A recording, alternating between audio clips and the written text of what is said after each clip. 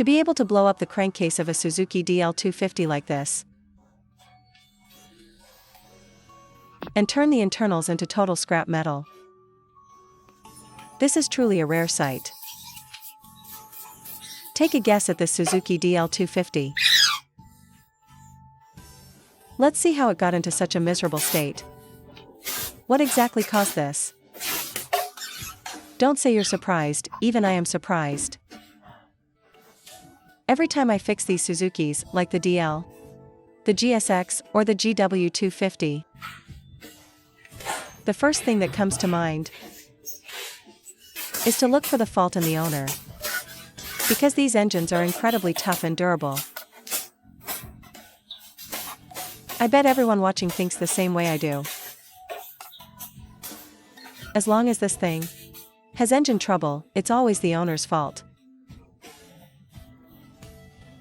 Rocker arms look fine, caps are normal, no wear and tear. Look at this side too. It's still perfectly usable. Of course, in all my years of repair work, I have seen this engine have issues with the crankshaft nut coming loose. It's this nut right here. It seems other mechanics have run into this too. I've personally encountered it 3 or 4 times. The crankshaft is completely seized. It won't budge. The other camshaft bolt can't be removed. If that's the case, I can't take out the camshaft. Let's take apart other sections first. It must be a total mess inside. Change of strategy, let's dismantle from the bottom up. I have to find a way to get the crankshaft turning. Only then can I reach the other camshaft bolt. While taking this machine apart, an idea struck me. I should host a worst engine damage contest. This engine would definitely take first place. Believe me or not? Look inside the oil pan. It's full of aluminum shavings and iron shards. These are the remains of the bearings. Oh, there's more good stuff over here. Aren't these steel fragments? The bottom of the case is blown, and the cylinder is blown too. That's a high fragmentation rate. Look, they're everywhere. Just picking up a few pieces. This is getting interesting. At this moment, everyone probably wants to grab the owner and ask, how on earth were you riding this? Actually, when I got to this stage, I started asking the owner, after talking to him and combining it with what I found, I knew the cause. Look at this, the crankcase is full of debris. You tell me, isn't this tragic? But these crankshaft bearings are really tough. Look at these bearings. Basically no wear, they can still be used. Now let's look inside the upper case. There are loose bolts in here. And more debris. And then look at that connecting rod, it's scorched. This is the rod bolt.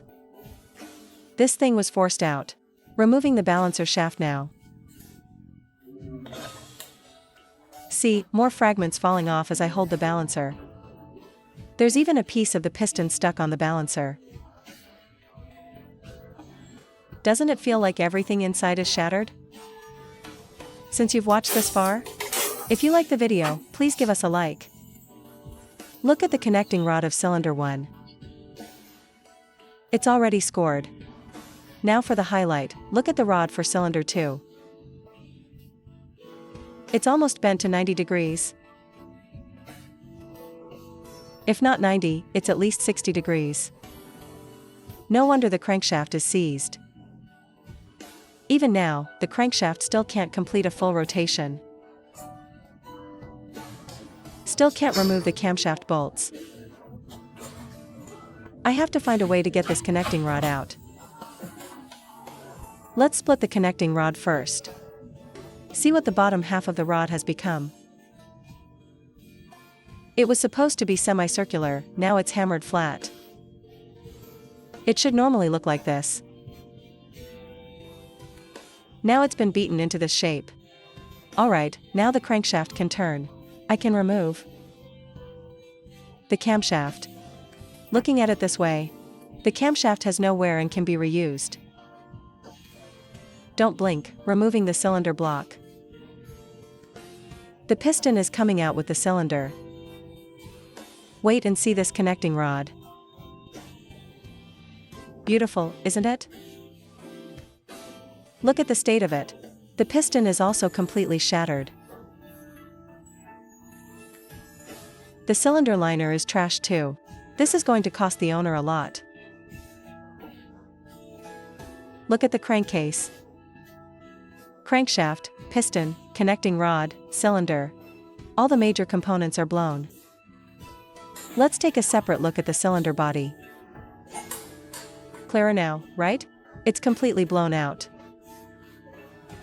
But there are survivors here. This piston and connecting rod can still be used. Luckily the cylinder head isn't damaged. The cylinder head was saved too. Look at how badly these bearings are scored. The crankshaft is burnt. This crankshaft must be replaced. So tragic. The timing chain survived and can be used. The oil strainer is full of debris. This strainer can still be used after a wash. Let's admire the upper case once more.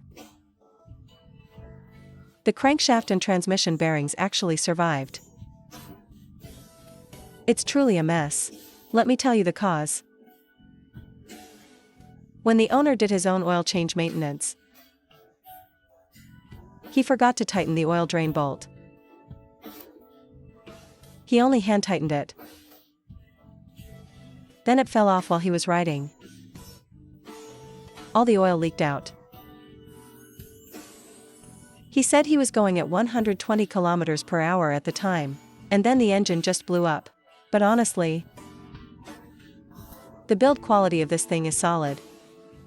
The crank bearings and cylinder head are fine. Impressive, truly impressive. But it still needs fixing. I won't film the assembly process. Thanks for watching. That's all for this episode.